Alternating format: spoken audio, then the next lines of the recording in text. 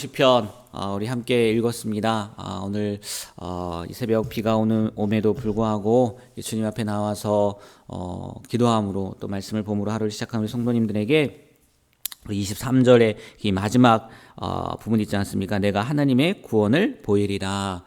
여러분 우리 구원받은 존재죠. 이미 예수 그리스도를 믿음으로 말미암아 구원받았지만 그 또 다른 구원들이 있지 않습니까? 하나님 이런 기도의 제목들이 있습니다. 이렇게 하나님 앞에 간구하는 것이 있습니다. 라는 것에 대해서 하나님께서 그래 내가 응답하겠다. 내 구원을 보이겠다. 라는 그런 귀한 응답의 역사가 있게 되길 주님의 이름으로 축복합니다. 네, 오늘 함께 읽은 시편 50편 말씀은 아삽의 시라고 나와 있어요. 근데 전체적인 내용을 보면서도 느끼셨겠지만 말씀 가운데에도 드리겠는데, 한마디로 이렇게 이야기를 한다면, 하나님이 원하시는 제사가 어떤 제사냐라는 거예요. 하나님이 원하시는 제사. 이 말씀을 보니까요, 다들 제사는 잘 드렸던 것 같아요. 그런데 하나님께서 말씀하시는 게 뭐냐면 그걸 원하지 않는다는 거죠. 조금 뒤에 말씀드릴 겁니다. 내가 진짜 원하는 것은 우리의 마음을 다하는 거예요. 감사로 23절 아까 마지막 읽었지만 23절에도 감사로 제사를 드리는 자가 나를 영화롭게 한다. 이게 그냥 하나의 주제라고 생각을 하시면 좋을 것 같아요. 시편 50편의 주제. 그래도 말씀을 통해서 우리가 한두 가지 정도는 보고 가야 되니까 먼저 조금 전에도 말씀드린 그 말씀을 드리려고 해요. 8절 말씀을 보면요, 이렇게 기록이 되어 있어요. 우리 8절 말씀 다 같이 한번 읽어볼까요? 나는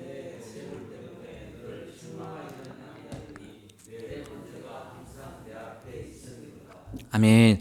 이 말씀을 보면요, 하나님께서 지금 이스라엘 백성들에게 이렇게 하는 이야기가 뭐냐면, 이 말씀을 통해서 볼 수 있는 게 뭐냐면, 지금 이스라엘 백성들이 하나님 앞에 제물을 드리는데 그거에 대해서는요 하나님이 할 말이 없다는 거예요. 책망하지 않겠다는 거는 무슨 얘기냐면 아마 잘 했나 봐요. 그리고 네 번째가 우리 거죠. 우리가 하나님 앞에 드린 게 항상 하나님 앞에 있다는 거예요. 주석을 보니까 이거는 그 당시에 제사법에 있는 상번제, 아침 저녁으로 계속 있어야 되는 번제, 그거를 드렸다라고 이렇게 이야기를 하는데 이게요 칭찬이 아니라는 거죠. 그 뉘앙스를 봐도, 그리고 뒤에 이어지는 내용을 봐도 결코 칭찬이 아니라는 거예요. 내 재물 때문에 너를 책망하지 아니하리니, 책망하지 않는다는 것처럼 보이잖아요. 근데 그 뒤에 내용을 보니까 그게 아니라 다른 것으로 책망할 것이 있다는 거죠. 재물이 문제가 아니라는 거예요.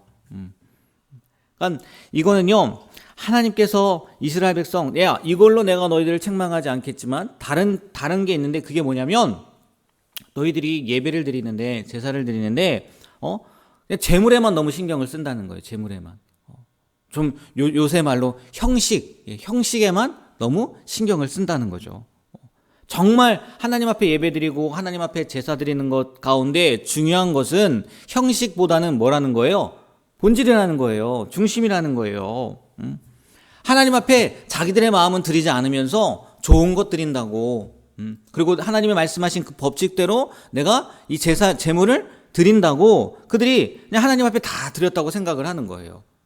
이거면 되겠지. 하나님 이거 받아주시지 않을까? 근데요, 오늘 말씀에도 보면 9절부터 13절 말씀 보세요. 하나님이 뭐라고 하냐면 산림의 짐승들과 산의 가축이 다 누구 거냐면 하나님의 거라는 거예요.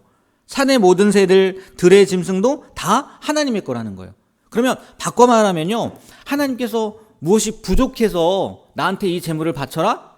내가 이 재물이 필요하니까 이걸 나한테 바쳐라? 어불성설이죠. 말도 안 되는 소리죠. 하나님이요, 모든 것이 다 자기 거라고 이야기를 하는데, 일부러요, 너희의 가축, 이렇게 표현하지 않으신 것 같아요. 하나님 이거 우리 건데요? 우리 거 드리는 거 아니에요? 이렇게 얘기할 수 있을까봐 오늘 말씀을 보면 아까 9절에서 13절 말씀드렸던 것처럼 산림의 짐승들과 산의 가축, 너희의 가축이라고 하지 않아요. 세상 모든 것들이 다 내 건데 내가 뭘 부족해서 너희들에게 제물을 바치라고 하겠냐, 제사를 드리라고 하겠냐. 그러면 처음에도 말씀드렸지만 하나님이 원하시는 제사는 뭐라는 거예요? 감사라는 거예요. 감사라는 거죠.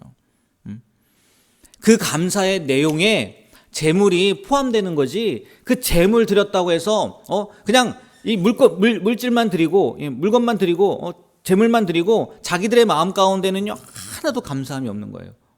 내가 이 땅 가운데 태어난 것에 대해서 감사함도 없고 하나님께서 지켜주심에 대해서 감사함도 없고 정말 감사가 찾아보면 차고 넘침에도 불구하고 그런 거는 생각하지도 않고 그냥 내가 열심히 하나님 앞에 제물 드렸으니까 하나님 이거면 되는 거 아니에요. 아니라는 거죠. 하나님은. 물론 형식도 중요해요. 그렇지 않습니까? 아무리 귀한 뭐 음식이라 할지라도 뭐 정말 귀한 음식인데 여러분 더러운 것에 담아서 드린다고 생각을 해보세요. 그런 형식도 중요하긴 해요. 그러나 하나님은요 그것보다 더 중요한 건 뭐냐면 중심이라는 거예요. 그리고 하나님이 원하시는 제사는 뭐냐면 감사로 제사를 드리는 걸 원하신다는 거죠. 우리가요 세일의 챌린지 하면서 계속해서 기록하고 있어요. 뭐 잘 하고 계신지 모르겠어요. 물론 이렇게 말씀을 들어보면 늘 감사한데요, 늘 감사한데요 이야기를 하세요. 감사 아닌 게 어디 있어요. 근데 한번 그 중심을 담아서 한번 기록해 보라는 거죠. 내가 정말 무엇에 감사하고 있는지, 어떤 것에 감사하고 있는지. 다르거든요. 왜? 한 번 더 생각해 보게 되거든요. 오늘 하루를 보내면서, 오늘 하루를 지나면서, 내가 나에게 어떤 일이 있었나. 하나님이 나와 어떻게 동행해 주셨나. 여러분, 이걸 생각하는 것과, 그냥 늘 감사하죠. 늘 감사한데요, 뭐. 이거와 분명히 차이가 있을 거란 말이죠. 오늘 이 하나님이 원하시는 제사는 제물이 아니라 우리의 중심으로부터 우러나오는 감사라는 것을 늘 말씀 가운데 새기고 오늘 하루도요 우리의 감사함을 하나님 앞에 보여드릴 수 있는 감사함으로 하루를 삶으로 말미암아 감사로 제사를 드리는 자가 나를 영화롭게 하나니 이 말씀처럼요 우리가 오늘 하루 하나님을 영화롭게 해드리는 귀한 하루가 되길 주님의 이름으로 축복합니다. 네, 21절도 한번 읽어볼게요. 21절 읽겠습니다. 내가 이 일을 행하여도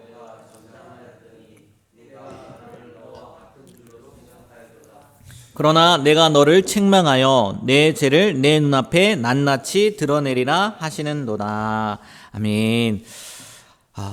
이 말씀을 보면서요 우리는요 착각하면 안 된다는 거예요. 착각하면 그 21절 시작에 내가 이 일을 행하여도 이 일이 뭔가 봤더니요 그 앞에 다 나와 있어요. 17절부터 20절까지요 도둑을 본즉 연합하고 도둑을 봤는데요 그들과 연합했다는 거예요.